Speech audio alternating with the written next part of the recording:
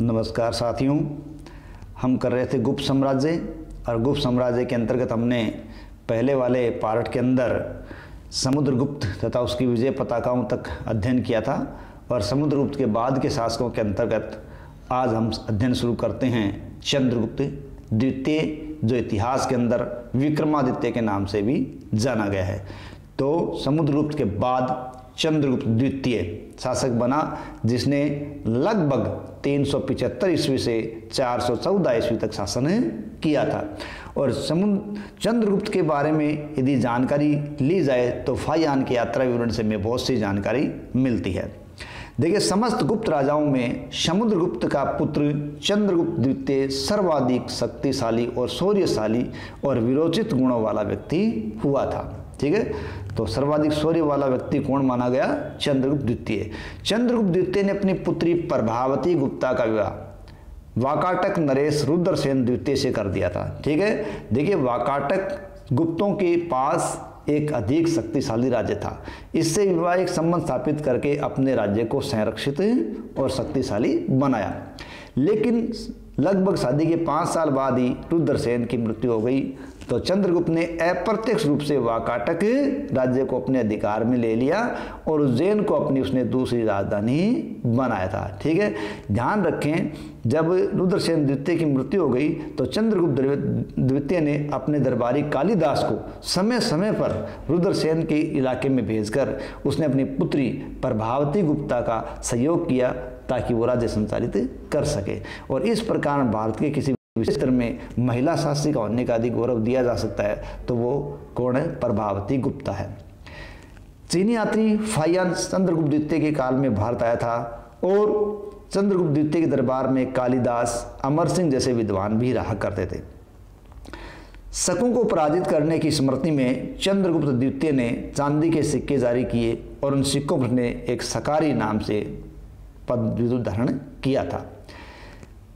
चंद्रगुप्त द्वितीय ने सर्वप्रथम वैवाहिक संबंधों द्वारा अपनी स्थिति को सुदृढ़ किया। उसने नागवंशी कन्या कुबेर नागा से विवाह किया।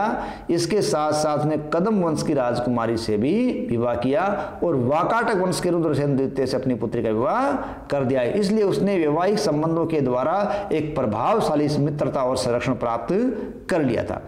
चंद्रगुप्त द्वितीय ने गुप्त साम्राज्य को अरब सागर तक बढ़ा लिया था। कहाँ तक बढ़ा दिया? अरब सागर तक उसने अपने राज्य को बढ़ा लिया था और सौराष्ट्र प्रायद्वीप को विजित किया। उसने पश्चिमी भारत के शकों को पराजित किया, सकारी की उपाधि धारण की, शक शासक रुद्रसेन तृतीय को हराया। यानी चंद्रगुप्त द्वितीय ने किस शक शासक को हराया था? तो उसने शक शासक रुद्रसेन तृतीय को हराया, सकारी की उपाधि प्राप्त की थी। और इस हराने से क्या हुआ कि गुजरात, मालवा, काठियावाड़ गुप्त साम्राज्य के अंग बने थे। शकों को लड़ने से मालवा, गुजरात, काठियावाड़ गुप्तों के साम्राज्य के भाग बन गए। लेकिन इसी समय हूण जो आक्रमणकारी थे वो सक्रिय थे। तो हूणों की सक्रियता को देखते हुए चंद्रगुप्त द्वितीय ने उत्तर पश्चिम के गणराज्यों का विलय कर लिया। महरौली अभिलेख से पता चलता है कि उसने पश्चिम में वाहलिक यानी बैक्टीरिया व पूर्व में बंगाल तक अपनी सत्ता स्थापित कर ली। पश्चिम में वाहविक बैक्टीरिया तक और पूर्व में बंगाल तक अपनी सत्ता का विस्तार किया। उज्जैन को उसने दूसरी राजधानी के रूप में बनाया और राज्य के समुद्री व्यापार और गुजरात प्रांत के संसाधनों में समृद्धि की थी। देखिए, उज्जैन से पहले कन्नौज है वो एक प्रभावशाली क्षेत्र के रूप में उभरा था, लेकिन गुप्तों के साथ ही क्या है उज्जैन इस समय प्रभावशाली राज्य के रूप में उभरा था। और उसके बाद के प्रांतों के अंदर देखें तो कन्नौज है वो एक प्रभावशाली क्षेत्र के रूप में उभरा है। इसके बाद में कन्नौज का राज्य आएगा। ठीक है, चंद्रगुप्त ने अपने पराक्रम और शौर्य से गुप्त साम्राज्य की सीमाओं का चतुर्विधिक विकास किया और अपने यश में वृद्धि की थी। ठीक है, इस प्रकार अपन चंद्रगुप्त द्वितीय की बात करें तो उसने अपने राज्य को काफ़ी बढ़ाया था और उसकी मूल विजयों के अंदर है शकों को पराजित करके एक विशाल जो शक साम्राज्य था उनको उसने अधीन करने में कामयाबी हासिल की थी। कुमारगुप्त प्रथम। देखिए, चंद्रगुप्त द्वितीय के पश्चात गुप्त वंश का जो शासक बना वो था कुमारगुप्त प्रथम। चंद्रगुप्त द्वितीय के बाद कुमारगुप्त बना, उसने बड़ी संख्या में मुद्राएं जारी करवाई। बयाना मृद भांड से कुमारगुप्त की करीब 623 मुद्राएं मिली। ध्यान रखें, किस गुप्त शासक की बयाना से करीब 623 मुद्राएं मिली है, तो वो व्यक्ति था कुमारगुप्त। ठीक है। ह्वेन-सांग ने कुमारगुप्त का नाम शक्रादित्य बताया है। किसने? ह्वेन-सांग ने, जो कि गुप्तों के बाद में भारत आया था। अंतिम जब भारत के अंदर हर्षवर्धन का राज्य कन्नौज में शक्तिशाली था, उस वक्त वहाँ ह्वेन-सांग आया था। उसने कुमारगुप्त का नाम शक्रादित्य बताया, जो संभवतः उसकी उपाधि होगी। कुमारगुप्त को अपने शासन के अंतिम समय में पुष्यमित्र जातियों के विद्रोह का सामना करना पड़ा। यानी किस गुप्त शासक को पुष्यमित्रों के विद्रोह का सामना अपने अंतिम समय में करना पड़ा, तो वो था कुमारगुप्त। और इसकी जानकारी हमें स्कंदगुप्त के भीतरी स्तंभ लेख से होती है, और यहीं से गुप्त साम्राज्य व विघटन की ओर अग्रसर हुआ। ठीक है। संभवतः नालंदा विश्वविद्यालय का संस्थापक है वो कुमारगुप्त ही था। ठीक है। नालंदा विश्वविद्यालय जो बिहार में स्थापित हुआ था, उसकी स्थापना का श्रेय कुमारगुप्त को ही दिया जाता है। देखिए, अब आ रहा है कुमारगुप्त के बाद स्कंदगुप्त। स्कंदगुप्त ने 455 से 467 ईस्वी तक शासन किया। स्कंदगुप्त को राज सिंहासन पर बैठते ही मलेच्छों के आक्रमण या हुणों के आक्रमण का सामना करना पड़ा। ठीक है। जूनागढ़ अभिलेख से इसके बारे में पता चलता है, और हमें इससे पहले भी पढ़ा है कि कुमारगुप्त को उसके शासन के अंतिम क्षणों में या अंतिम दिनों में हुणों के आक्रमण का सामना करना पड़ा। इन्हीं हुणों को ऐतिहासिक अभिलेखों में या तात्कालिक अभिलेखों में मलेच्छ कहा गया है। तो स्कंदगुप्त जब सिंहासन पर बैठा तो बैठते उन्हें हुणों के आक्रमण का सामना करना पड़ा, और उसका उल्लेख भीतरी स्तंभ लेख में मिलता है। और इस आक्रमण में स्कंदगुप्त ने हुणों को पराजित किया, अर्थात बड़ी मुश्किलों से स्कंदगुप्त को हरा पाया। इनकी स्वर्ण मुद्राओं पर विक्रमादित्य की उपाधि मिलती है। स्कंदगुप्त में सौराष्ट्र में प्रणदत्त को गवर्नर के रूप में नियुक्त किया था। ध्यान रखें, बहुत ही बढ़िया लाइन है कि स्कंदगुप्त ने सौराष्ट्र में किसको गवर्नर बनाया, तो स्कंदगुप्त ने प्रणदत्त को सौराष्ट्र में गवर्नर बनाया था। किसको? प्रणदत्त को। स्कंदगुप्त ने गिरनार पर्वत पर स्थित सुदर्शन झील के पुनरुद्धार का कार्य अपने गवर्नर प्रणदत्त के पुत्र चक्रपालित को सौंपा था। यानी जब प्रणदत्त को उसने सौराष्ट्र का गवर्नर बनाया, उन्हीं प्रणदत्त के बेटे चक्रपालित को सुदर्शन झील के पुनरुद्धार का कार्य दिया गया। ये सुदर्शन झील है, वो गिरनार पर्वत पर स्थित, इस समय मरम्मत की आवश्यकता थी। तो चक्रपालित ने झील के किनारे एक विष्णु मंदिर का निर्माण भी करवाया था। स्कंदगुप्त के शासन के प्रारंभ में गुप्त साम्राज्य आंतरिक और बाहरी समस्याओं से जूझ रहा था, और ये हम देखते हैं किसके?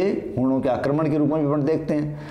स्कंदगुप्त के भीतरी स्तंभ लेख, ठीक है, कौन सा स्तंभ लेख है? भीतरी स्तंभ लेख, जूनागढ़ अभिलेख और चंद्रगुप्त परीक्षा। ठीक है। यानी स्कंदगुप्त का भीतरी स्तंभ लेख, जूनागढ़ अभिलेख तथा चंद्रगुप्त परीक्षा आदि अभिलेखों और साहित्यिक स्रोतों से हुण आक्रमण एवं स्कंदगुप्त के द्वारा उनको पराजित करने का उल्लेख मिलता है। ये युद्ध संभवतः उत्तर पश्चिम सीमावर्ती क्षेत्र के अंदर हुआ था। स्कंदगुप्त ने बाह्य शत्रुओं, पुष्यमित्रों और हुणों को पराजित करके गुप्त साम्राज्य को एक भीषण संकट से बचाया था। तो बाह्य शत्रुओं, पुष्यमित्रों, हुणों को पराजित करके गुप्त साम्राज्य को भीषण संकट से बचाने वाला व्यक्ति कौन था? वो था स्कंदगुप्त, और उसने गुप्त साम्राज्य को स्थायित्व और व्यवस्था प्रदान की।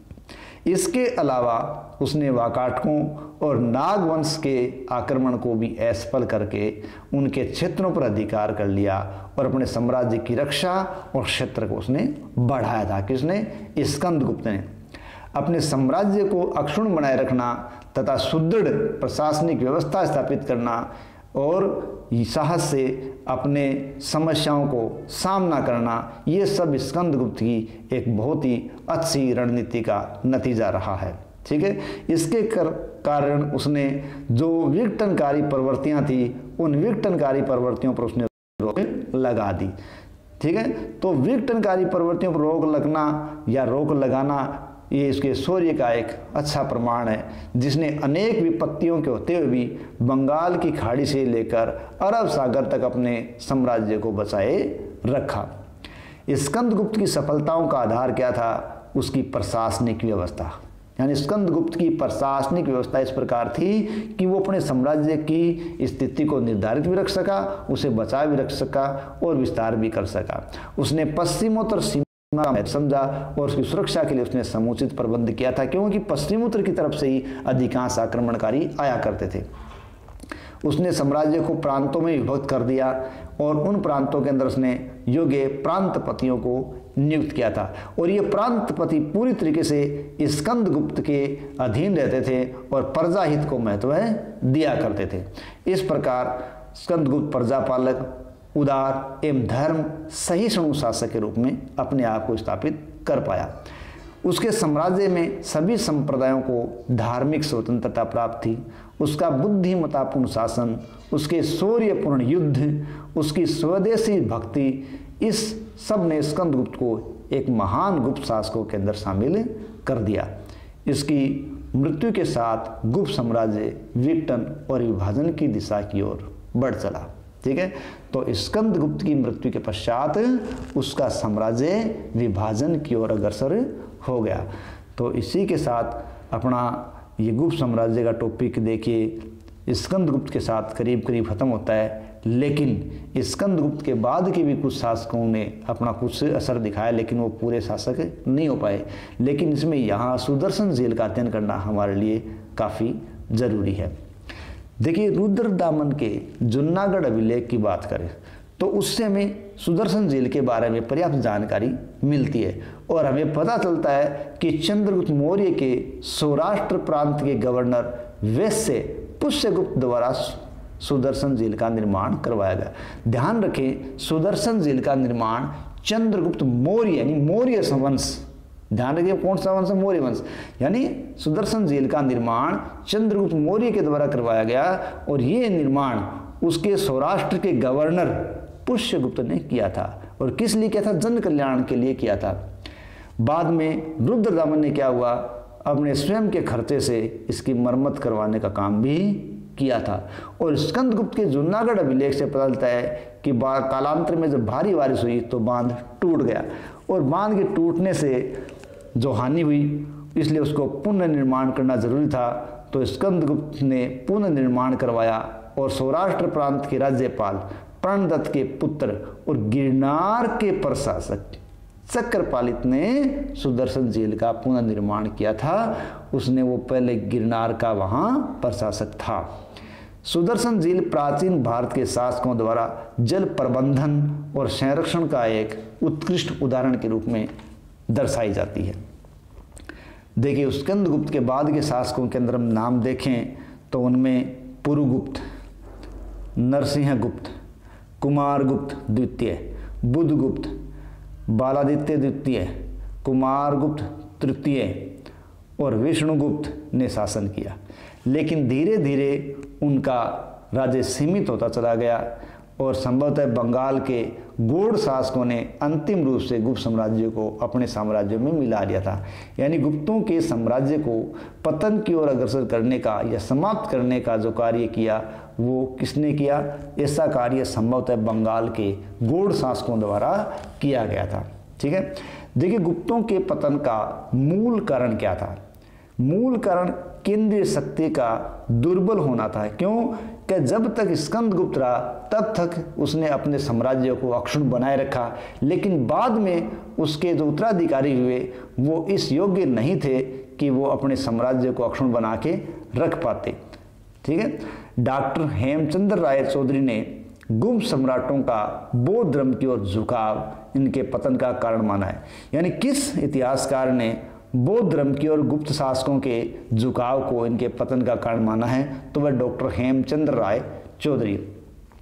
गुप्त सम्राटों ने सैनिक शक्ति और शांतिपूर्ण विदेश नीति का पालन नहीं किया था, जिसके कारण विदेशी शत्रुओं, शक्तिशाली सामंतों एवं अधीन शासकों को लाभ उठाने का अधिक अवसर मिला था। यानी उन्होंने सैनिक शक्ति और शांतिपूर्ण विदेश नीति का पालन करने का इस्तेमाल कभी नहीं किया। किन्होंने? गुप्त शासकों ने। ठीक है, उन्होंने बस अपने साम्राज्य का विस्तार किया और इस साम्राज्य को अपने द्वारा संचालित करने का प्रयास किया रहा, लेकिन उन्होंने विदेशी संबंधों को ज़्यादा महत्व नहीं दिया। इसलिए वो अपने राज्य को बाद में स्थायी नहीं रख पाए और जैसे जैसे उनके शासक वो कमज़ोर आते गए वैसे वैसे ये साम्राज्य पतन की ओर अग्रसर हो गया था। धन्यवाद। अगले पाठ में हम गुप्त कला, साहित्य और विज्ञान के बारे में बातचीत करेंगे। धन्यवाद।